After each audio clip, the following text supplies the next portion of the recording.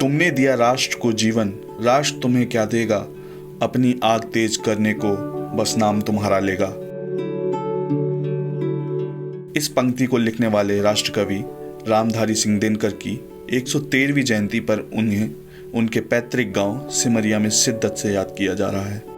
बेगूसराय जिले के सिमरिया गांव में 23 सितंबर 1908 को राष्ट्र कवि रामधारी सिंह दिनकर का जन्म हुआ था।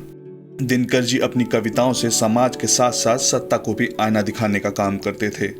ग्रामीणों ने दिनकर का स्मरण करते हुए बताया, दिनकर को तो हमेशा एक राष्ट्रीय पर्व की तरह सिमरिया गांव मनाता आ रहा है और मनाता रहेगा।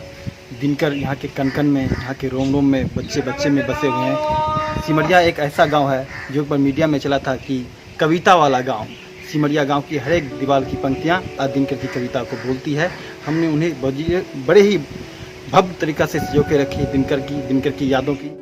सिमरिया गांव के शिक्षक बद्री प्रसाद सिंह ने कहा कि दिनकर के बारे में कहा जाता है कि जब वो गांव आते थे तो अपने घर के पास एक डाक बंगला बनाया जिस पर दिनकर अपनी कविताओं को लिखते। वो जब आते थे गांव तो वो क्या करते थे, आते थे इसी दरवाजे पर आकर के वो बैठ जाते थे, क्योंकि उनकी अपनी जगह थी, बैठते थे और अपने मित्रों के साथ गुंजा वगैरह मंगवा करके बैठ करके खाया करते थे। कविता लिखने के दौरान जब उनके मित्र वहां पहुंचते तो दिनकर कहते थे, लिखूं क्या खाक जब दिमाग में चढ़े हुए हैं आप। जब हम कविता लिखें तो टोका नहीं करें, नहीं तो कविता अधूरी रह जाएगी। एक ग्रामीण ने बताया कि उनके दादाजी बताते थे कि जब दिनकर जी अपने गांव आते थे तो लोग उन्हें दरवाजे पर घेर लेते थे और कहते थे, दिनकर जी कुछ सुनाइए।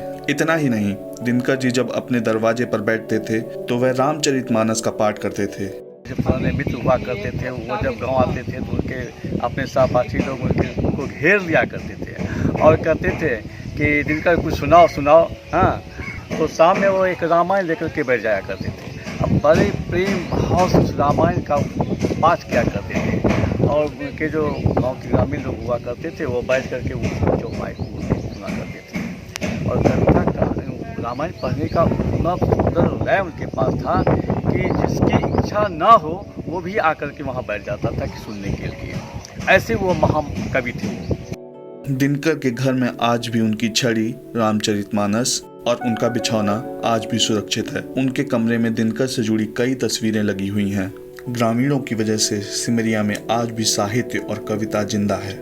गांव की दीवारों पर जहां दिनकर की पंक्तियां लिखी हुई हैं, वहीं गांव में जयंती और पुण्यतिथि पर बड़े बड़े आयोजन किए जाते हैं और आयोजनों में विधायक, सांसद, मंत्री तक हिस्सा लेते हैं। हर बार सिमरिया को तीर्थ स्थली बनाने की चर्चा होती है।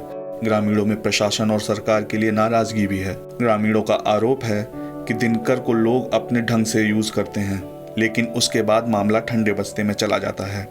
भौतिक विकास में तो नेताओं का जो हाल है वो बहुत बुरा है। कहना ठीक नहीं लगता है कि जब भी वो लोग आते हैं तो मंच पर बड़ी बड़ी घोषणाएं करते हैं, लेकिन सिमरिया का विकास जो होना चाहिए दिनकर के नाम पर वो बिल्कुल ही नहीं दिखता है। दिनकर जी जिस दरवाजे पर बैठकर कविता लिखते थे, आज भी वह दरवाजा जर्जर है। गांव वालों की भी नाराजगी है कि वादे तो बहुत किए गए, लेकिन सिमरिया गांव में आज भी मूलभूत सुविधाओं का अभाव है।